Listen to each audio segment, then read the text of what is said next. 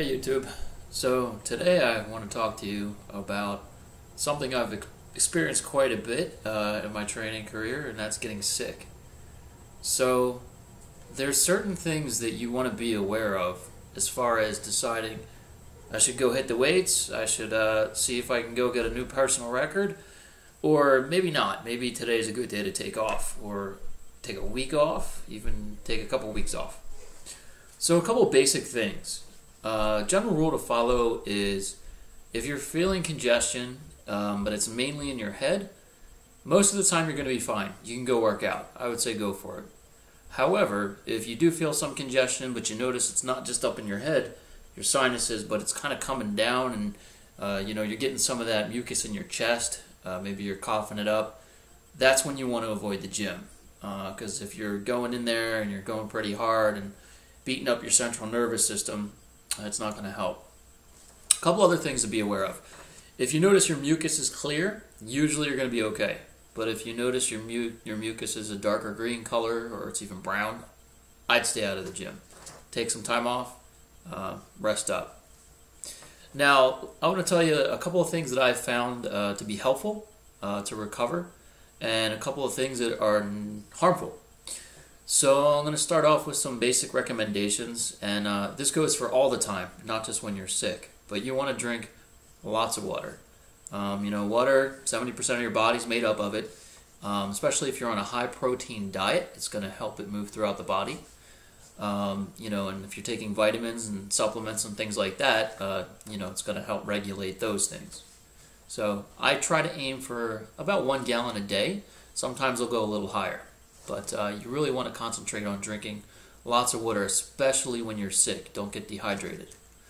So moving along, some other suggestions I have. If you're going to eat carbohydrates, sometimes when I'm sick and I'm not working out, obviously I'm not burning a lot of energy, I'll eat less carbohydrates. That way you can not worry about storing extra carbs on your body's fat, because you're not burning them off training.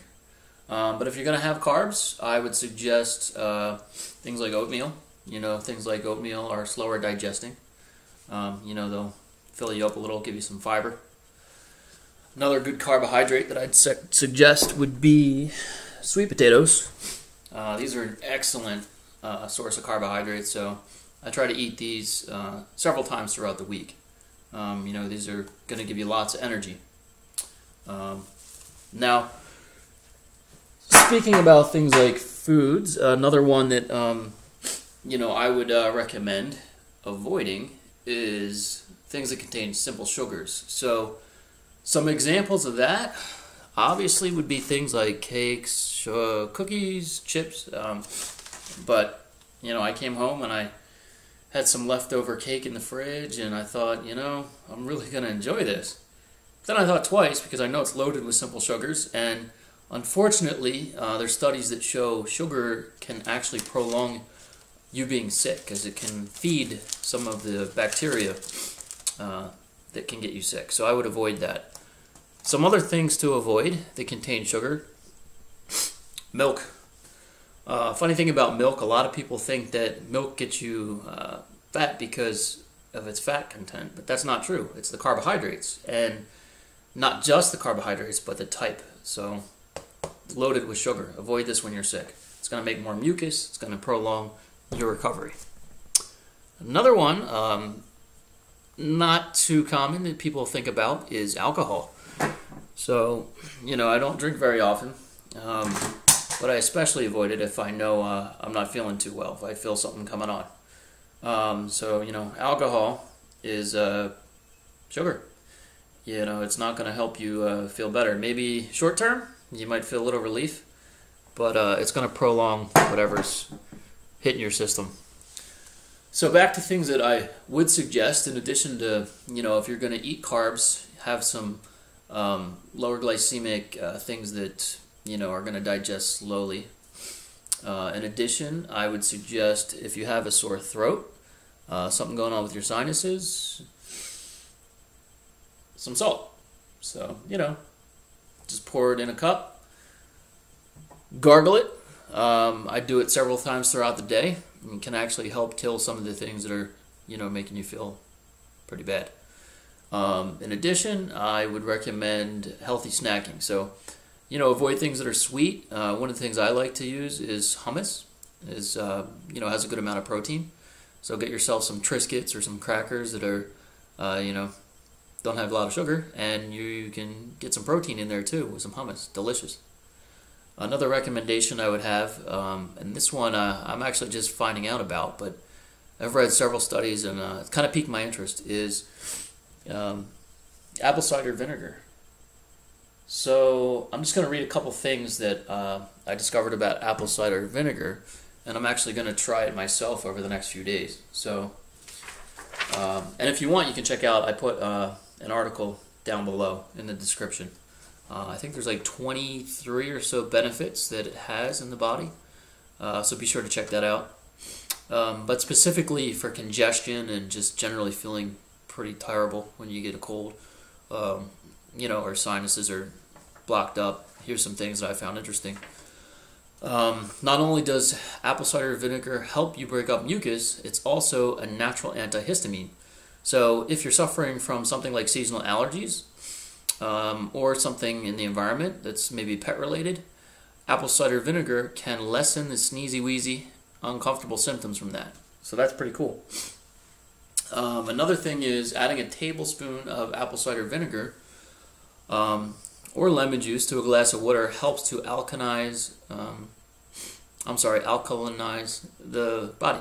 This creates an environment that helps kill bacteria and viruses.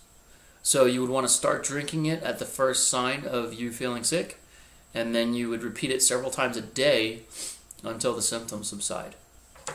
And a big one that I recommend is to increase vitamin C. So I personally use 1,000 milligrams of vitamin C a day. I typically will take that either in the morning or after training. However, there's also studies showing that your body will absorb greater amounts of vitamin C when you're not feeling well, which is pretty interesting. So my recommendation for that is to not go over about 3,000 milligrams a day. May seem like a lot, but it's water soluble. The worst thing that can happen if you're taking high amounts and you overdose a little would be a little stomach discomfort. Unfortunately, may get a little diarrhea or something like that, but you'll be okay. So test it out, see how much vitamin C you can take in one sitting. But for me, it's 1,000 milligrams seems to be okay. And I'll take that 3 times in the day. I'll take it in the morning when I get up.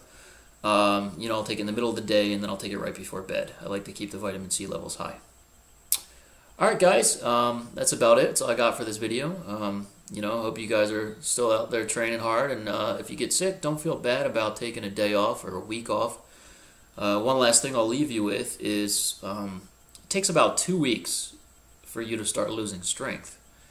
As far as losing muscle, this applies to natural athletes. I'm not certain how anabolics would affect this, but for a natural athlete, from what I understand, what I've read, and what I've personally experienced, it can take up to 5 weeks before you actually start losing muscle mass. Even 4 weeks is kind of a safe bet. You may lose some strength, but it takes the body a while to actually start losing the muscle. So, if I could go and tell my younger self something, it would be, hey, if you're not feeling that well, take a day off. And if you're not sure, just take it off. You're better off not prolonging the illness. So rest up, maybe read some good books, try to relax. One other thing, video games. Video games can help pass the time, or even watching TV. Do something that you're not feeling stress, because stress will prolong it too. Alright guys, later.